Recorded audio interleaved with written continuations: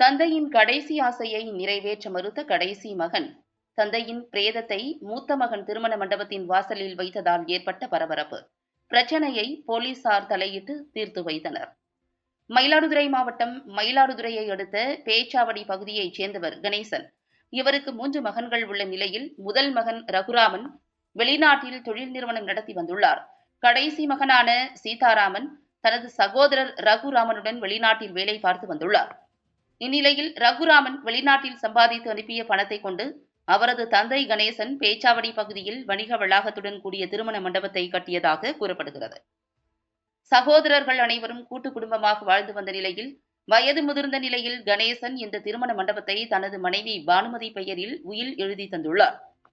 ஆனால் அதற்கு உடன்படாமல் திருமண மண்டபத்தை 7 ஆண்டுகளாக ஆக்கிரமித்துக் கொண்ட இளைய மகன் சீதாராமன் கூட்டு குடும்பத்தில் இருந்து பிரிந்து இரு தரப்பினரும் நீதிமன்றத்தில் வழக்கு தொடர்ந்து அந்த வழக்கு நிலுவையில் உள்ளது. இந்நிலையில் கணேசன் வயது முதிர்வால் நேற்று உயிரிழந்தார். அவர் உயிர் இழப்பதற்கு முன்பு தனது உடலை தான் கட்டிய திருமண மண்டபத்தில் வைத்து எடுத்துச் செல்ல வேண்டும் என கூறியதாக தெரிகிறது. இதனை தந்தையின் இறுதி காரியத்திற்காக வந்த சீதாராமனிடம் கூறியபோது அவரும் ஏற்றுக்கொண்டு இறுதி சடங்கில் பங்கேற்றுள்ளார்.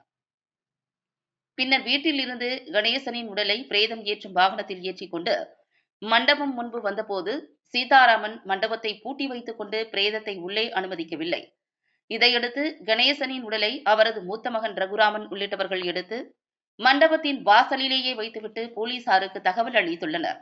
இதையடுத்து மயிலாடுதுறை போலீசார் சம்பவ இடத்திற்கு வந்து அரை மணி நேரத்திற்கும் மேலாக சீதாராமனிடம் பேச்சுவார்த்தை நடத்தினர்.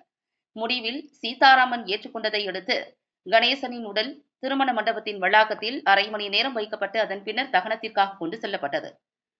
திருமண மண்டபத்தின் வாசலில் பிரேதம் வைக்கப்பட்ட சம்பவத்தால் சுமார் 1 மணி நேரத்திற்கு மேலாக அப்பகுதியில் பரபரப்பு நிலவியது.